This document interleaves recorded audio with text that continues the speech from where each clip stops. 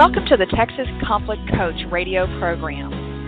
If you have ever experienced or engaged in destructive or unresolved conflict, then you know it leads to broken relationships, distrust, and damaging results. Our program will help you manage and resolve conflict effectively with strategies, valuable resources, and support.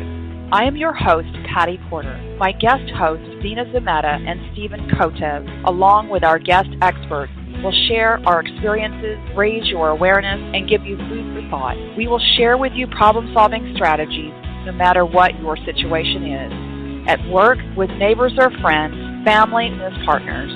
Tune in or join in the conversation every Tuesday evening.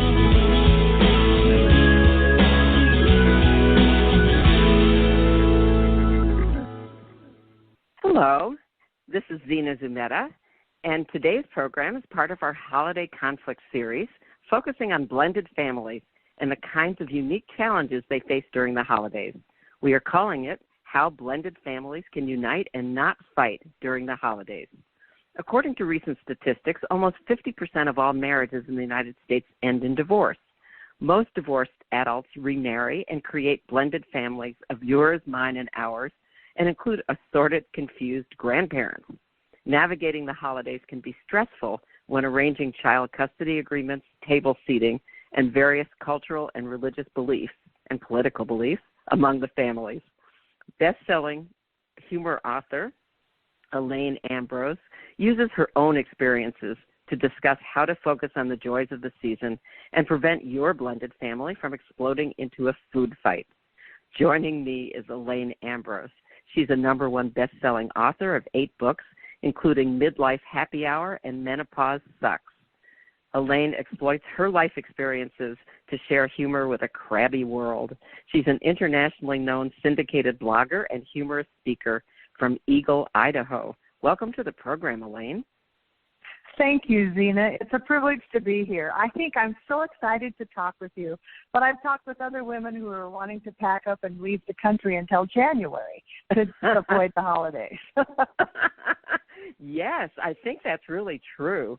Well, what got you interested in this topic? I am the poster child for blended families. I've been divorced and remarried, and I have stepchildren, and both my adult children married people with children. So I had instant grandkids. So we have this wonderful collection of yours, mine, and ours, and then my children also had their own children. So we don't call stepkids anymore. We call them children. You can't call a child a step-grandchild because it just doesn't sound good. The most important thing around our family table is to keep a sense of humor. Perfect. So how do you do that? Well, we pre-plan.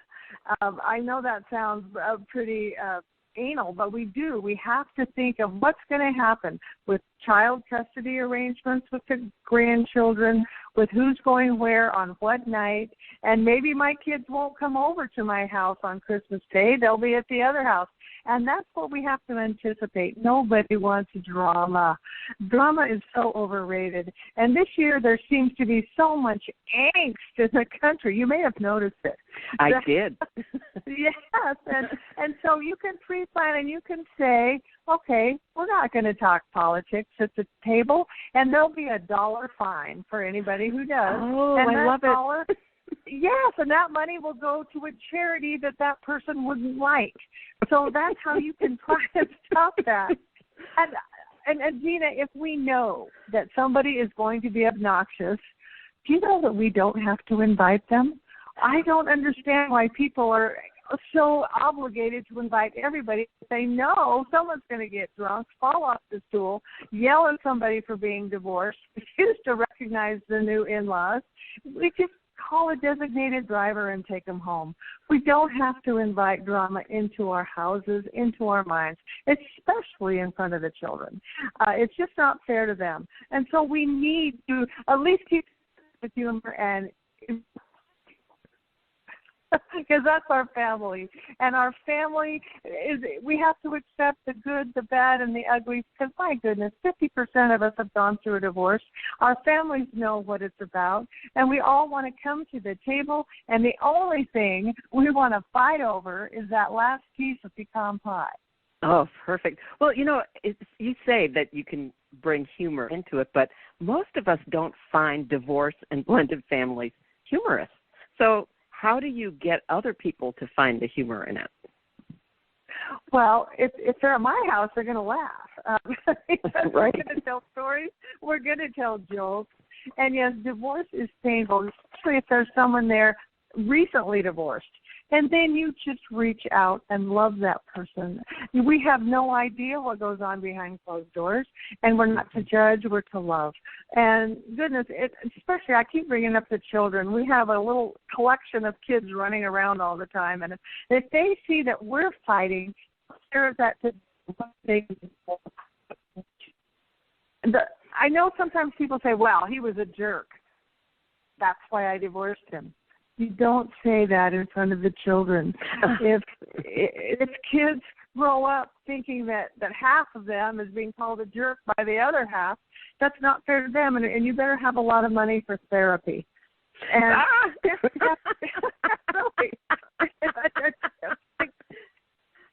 think of it from the child's point of view. Mommy hates daddy, daddy hates mommy. Well, I am both of them. And so that's where you start the pain. And so just don't do that.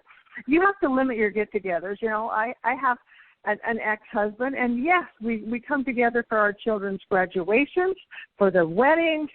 And my ex-husband came to my mother's funeral. He had known her for 20 years. You do that because we're a civil society a little bit. Right. And you don't have to share vacations and holidays or parties, but there's a respect that goes with blended families. And if we can keep a sense of humor and keep that respect, we'll get through the holidays. They're going to be over in 6 weeks. Wow, that's true. Sure. Yeah. Well, so you were talking about the fact that maybe the kids don't come to your house at Thanksgiving. Maybe they go to the other house. Right. How can you accept that when you've got this whole Thanksgiving thing going, and they say, "Well, Mom, I'm not coming this year." How can you deal with that nicely? We alternate. You can alternate. Then the next year they come. Or if they're close, make it on Friday. You don't have to have Thanksgiving on Thursday. Okay. Have it on Sunday. There are so many ways to get around it. Have it the weekend before. People get so caught up in the rules and the regulations that they're not flexible. And maybe there is a holiday that I don't see one of my children, and I'm really sad about that, but I'm going to make the next one even better. We have to accept that. The other side of the family deserves them, too. Right. So why fight over that? Just enjoy the ones who can come to my house. Or if I go to their house, that's how it is. Now, do you ever invite the other side of the family? Oh, sure. We've had 30 people here, and sometimes when my dear sweet mother was still alive, I had to have name tags because she couldn't remember who was coming and going, and she didn't know who belonged to whom. And it's just a funny menagerie of a blended family, and we made it work because we love each other. And if we hated each other, we wouldn't do it. Okay. Yeah. So I was this opportunity to enjoy. I was intrigued by your saying you don't have to invite people. But don't people get upset? I mean, if you say, I'm not going to invite Uncle Frank this year because he was a real dud last year, don't people react to that and say, no, you have to invite him? Why invite poison into your house? If you know someone always gets drunk and always causes a scene, schedule a lunch with them some other time. Schedule a dinner some other time. Why compound the stress? You know how stressful it is when you're trying to put on a big holiday meal. If I'm worried that somebody's going to fall down or knock over the Christmas tree or yell at somebody, I don't have to have them in my house. And I'll call them up and say, let's go to lunch another time. And if they don't accept that, that's their problem.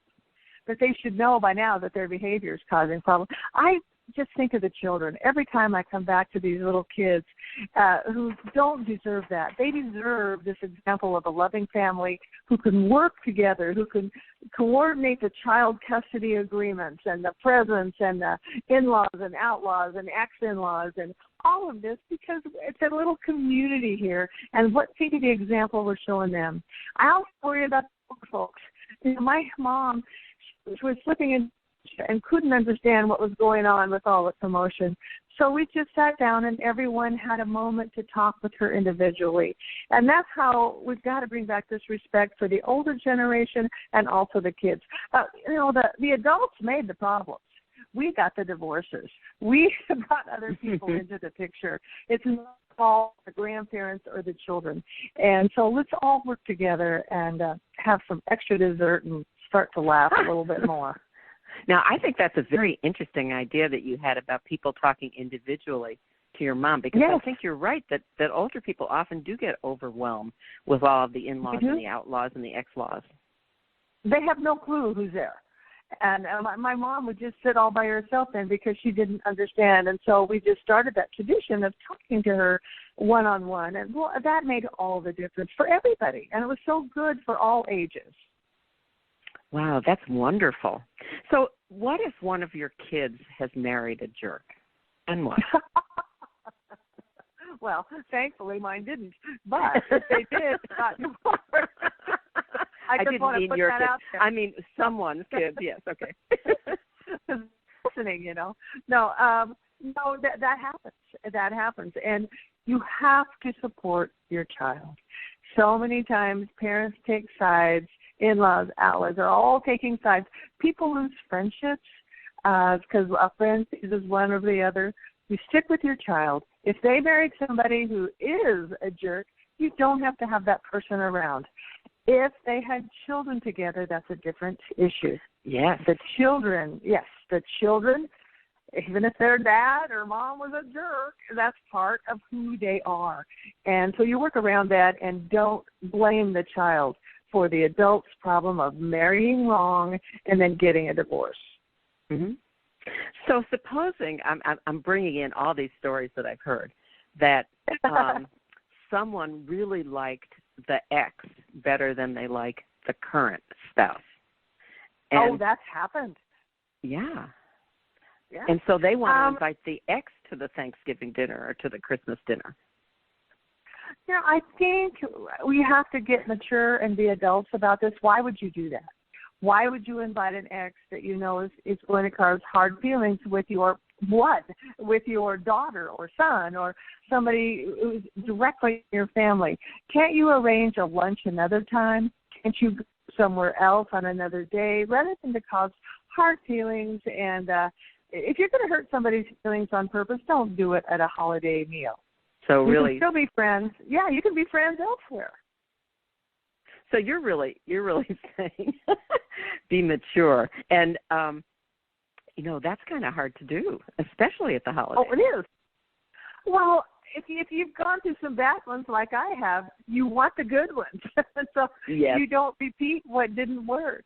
And the last fight we had at this house, and we all decided what went wrong, and we're not going to do it again. Let's go for the positive. And if that means splitting up some of the dates and splitting up the guest list, that's what you do. There's no rule that says you have to invite everybody to Thanksgiving. Mm. And so it sounds like you actually talked about what went wrong. That's kind of unusual. Yes. Well, because sometimes with so many divorces in our family, and I'm not bragging about that at all, but it happens. And we have to be more flexible and understanding of others' feelings. And I would rather just have people here laughing and eating good food than have to worry about somebody's going to get their feelings hurt. Wow. So how do you talk about it? How did you even bring it up to talk about that? Oh, my kids I'm so lucky. They live here in the same area. And some of my other friends, their kids are grown and gone, and they sure miss that, and so they want to make every moment special. But my kids are here, so I see them often. And we talk all the time, and I'm so thankful for that they can all pop over, and I get to watch the grandkids. And just it's a one big family of blended people who are getting along because life's too short not to. Wow. And so when you bring up the topic, and there is somebody who's at fault, do you say that? Uncle Frank was the problem this year, so we're not inviting him next year. I mean, do you actually say that to your family? Oh, yes. Why not? Why not? I don't want the drunk guy in my house anymore, and I don't have to have that. And maybe they need to get help and get the support they need, and again, could stay friends at another time at another place. Why add extra stress to a beautiful holiday feast? Mm-hmm. And I love that story. Again, I'm going back to that story of your mom and people talking to her separately, because it sounds like there was a problem one year where she felt quite alone, and that you figured out how to deal with that. That was real. She was problem solving in terms of how do we not have that happen again. Right, she was sitting all by herself because she was so confused with everybody coming and going, and new grandkids all of a sudden. Right, and they keep coming too. Right, they keep coming, and another one. And so, yes, it's, again, respect for the older generation and for these kids, because it's the adults who are, they can either make it a chaotic scene or a loving family meal. The adults have total responsibility here. So let me remind everyone that you are listening to the Texas Conflict Coach radio program.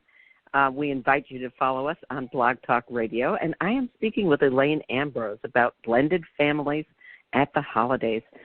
Elaine, why do you think holidays are so stressful? Oh, my goodness. We have our own adult elf on the shelf with Pinterest. Yeah, and Martha Stewart. See, my generation, I'm middle-aged, so Martha Stewart was mine. But now Pinterest and all these young ladies and women are trying to do these glue gun things with rickrack, and I just can't get into that. It's too stressful. Don't watch Pinterest unless you have a lot of time and a lot of glue guns. I also think that we have exaggerated memories of our past. You know, I have a glowing memory of Grandma and the turkey and all that. Well, there were problems then, but I kind of forget those and think of only the good times. We're so stressed out now. This election has just made everybody crazy, and I'll be so glad when we cannot talk about it all the time, get beyond it, and accept what happened, and then try to make it better the next time. If you didn't like this election, well, get out there and start working for a different candidate, for better candidates. If you don't like, it's the same thing as if you don't like someone or don't like something, make it better. And then quit complaining about it. And all the stress. There are so many different cultures and customs now. I grew up in a very small town in southern Idaho. Everyone went to the same church. We had the same religion. We practiced the same customs. That's not typical anymore. You might have somebody from a different religion or no religion. You might have a new member of the family who's from a totally different culture, and use that opportunity to embrace the fact and learn from them. My uncle was a Baptist preacher, so we always started every Thanksgiving meal with a prayer. Maybe in this new era, you want to start with a moment of silence, just for gratitude, or just go around the table and have people say what they're thankful for, and include the kids so they can have that experience. We have to adapt to the changing customs and cultures, because it is a more open society, a more broad society, where people are coming and going, that those of us who grew up in small towns in the 1960s didn't have it all. But I'm learning as fast as I can. Well, you make a really good point, that several points. One, that we have in our minds what the perfect Thanksgiving or the perfect Christmas is, and that we're trying to emulate that. We're trying to go back to what it was. And number one, it never was perfect, but number two, there's no way we can do that. And so we're almost doomed to failure at the beginning if that's what we're trying to do. It's a really good point. And you know that artwork by Norman Rockwell of the grandma presenting the big turkey at the Thanksgiving table. Well, Grandma has on a white apron, and you know, and I know that Grandma never had a white apron. Not by the time she served the turkey. No, by the time she made the gravy and everything else. So that was just an ideal version of what it should be. And sometimes it's more fun. You drop the turkey on the floor. You forget somebody's name. You drop a glass. It's going to happen. And that's where a sense of humor is going to save the day. Very good point. Yeah, because all these things do happen, and then to find a way that people can forgive, and maybe that we forgive ourselves for doing those things, and make it fun. Get everybody cleaning it up. I've had gravy that could have been used as cement. So we laughed about it, and opened a package and made more gravy. It's that you have to adapt and go with the flow on these things and not get too stressed. Because why spend a beautiful day with the family and just be upset and stressed the whole time? No. Right. Well, and then the second thing you were saying was that we have our traditions that go back, but that the people around our table may not have those same traditions, and that really it may be more fun to include their traditions or to ask them about it or to find something that is inclusive for them instead of only doing what we grew up with. You're absolutely right. Yes. My daughter married into a family that has a rich Mexican culture and tradition, and so we bring these foods into the home, their artwork, their music, their traditions, and it's wonderful to learn about that, and it exposes me to a world I didn't know, and just being open to that and accepting and loving is such a key to such a good family relationship. And it's when we stop and criticizing and wondering and, well, this is better and you're wrong. Nobody wants that. Why would you go to a dinner and have that? Mm. And it also sounds like you have a tradition of including the kids in. Oh, yeah. And how do you do that? How do you go about making sure that they get involved in what you're doing instead of just running around the house screaming? Well, I always have a kids' table. I know some people don't think a kids' table is appropriate, but I do, and it's my house. So, right. card table set up for the kids, and they know that. So they get their food, and they can sit over there and be funny, and then the adults sit at the big table.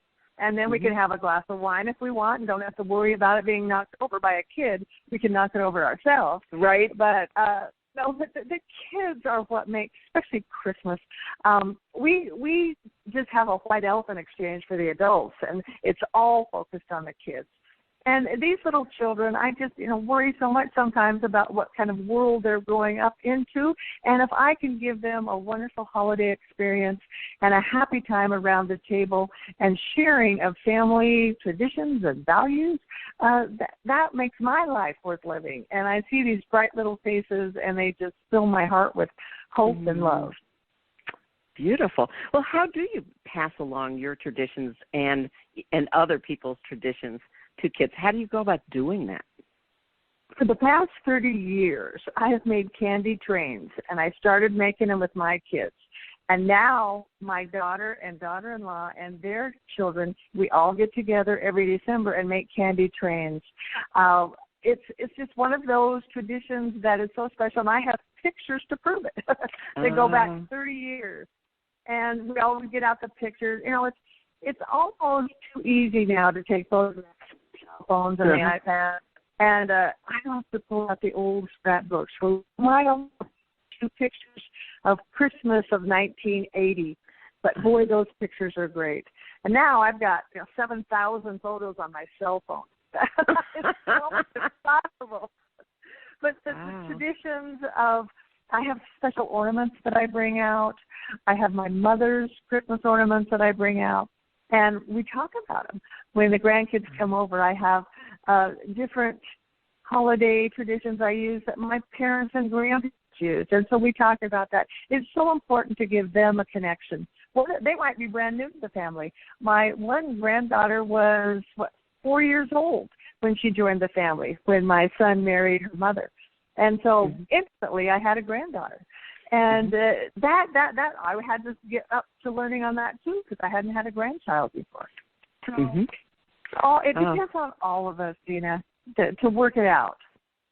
That's nice, and it sounds like that tradition of making the candy train is something that is neutral and something that everybody will enjoy. You've really found something that everyone can really be a part of and not worry about it in any way. Well, and Zena, they're magic trains because they disappear by Christmas. Because people have eaten them? Yeah, they eat them.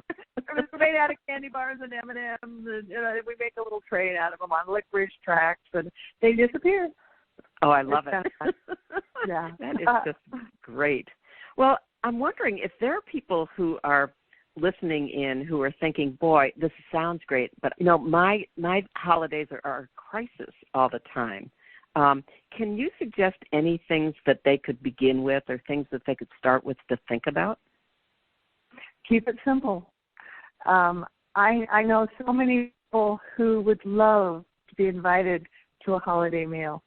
If you think that your family situation is going to be too stressful, maybe invite some military families who have an empty chair at the table. They're going to be hurting on Thanksgiving because they won't have a chance to fight because somebody's not there. The assisted living facilities, they're so full of lonely people who would love to be invited to a Thanksgiving meal, and I guarantee you they won't cause a trouble. Honor the family members who have passed away. Both my parents are gone, and I always give a toast to them at the holiday meal so we can just remember that rich history that's gone from our lives. And if people are having a hard time, maybe they downsize totally. Maybe to keep it less stressful if they know that they are going to anticipate trouble. We don't have to invite trouble into our lives just because it's the holidays and we're expected to be perfect. Yeah, that's such interesting way of thinking. Very, very different. Well, I know that you have a number of books and videos. Do you want to talk a little bit about what they are? Well, one of my best therapies is to write. Every time I go through a crisis or a good time, I write. And my books are targeted to middle-aged women because we need to laugh so we don't break something. And my latest book is Midlife Happy Hour. And it's because we need to celebrate that we survived careers, kids, and chaos. And it was the sequel to Midlife Cabernet. And that won a bunch of National Humor Awards, and Publishers Weekly said it was laugh out loud funny. And what I do is just encourage women to find something to laugh about, find joy in their lives. Yeah, we've been through some hard times, but we're at a stage of our life when we can relax a little bit more. The kids are out of the house. We can turn that extra bedroom into an art studio or exercise room or a writing room. It's time to take charge and take care of ourselves now.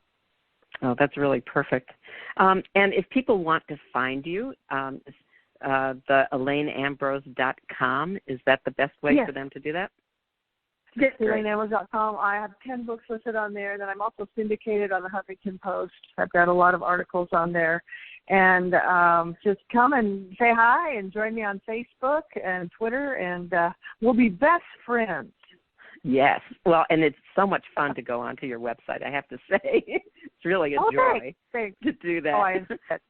It's a great time of life, and I want to encourage, especially middle-aged women, if they're thinking about start a blog, start writing, write your memoir. It's something we can do that we can do from anywhere. That's true. And so really to start thinking on their own and different from what you had thought before. And is that your experience as well, that you really branched out into different arenas once you hit middle age? Oh, yes. Once I hit middle age, that's when I started writing the books. And then Menopause Sucks. And I love that title. Yeah, I know. I take facts and make them funny because we have to laugh about this stage in life. I don't know why we're having hair growing on our toes and it's falling off our head, but that's what's happening. And, family issues have got to be funny and supportive or the whole thing isn't worth it. If we still have to go through all this middle-aged stuff and then worry that our adult kids are having trouble, it's too much to handle. So if we can handle it with humor and respect, we'll get through these holidays. And pretty soon it'll be January. Now, do you have anything else that you would like to say as a final message to our listeners? Oh, yeah. If people are having trouble with, and I'm not making fun of them at all, I respect the seriousness of when people are having trouble. And, there are so many online resources and places they can go to for help. Local groups can offer suggestions for making it a better time, because I am not making fun of people who can't get through the holidays, because there is a large amount of people who are having trouble. And I want to offer them encouragement, some humor, and to remind them that January is coming. Oh, perfect. Well, thank you so much, Elaine Ambrose. And thank you. And for listeners, that's it for tonight. Thank you. Thank you. Thank you for listening to the Texas Conflict Coach. We hope you enjoyed the program. You can find all of our podcasts archived to listen at your convenience at texasconflictcoach.com or download the podcast at iTunes or Stitcher Radio. You can also become a Facebook fan of Conflict Connection or Twitter me at TX Conflict Coach.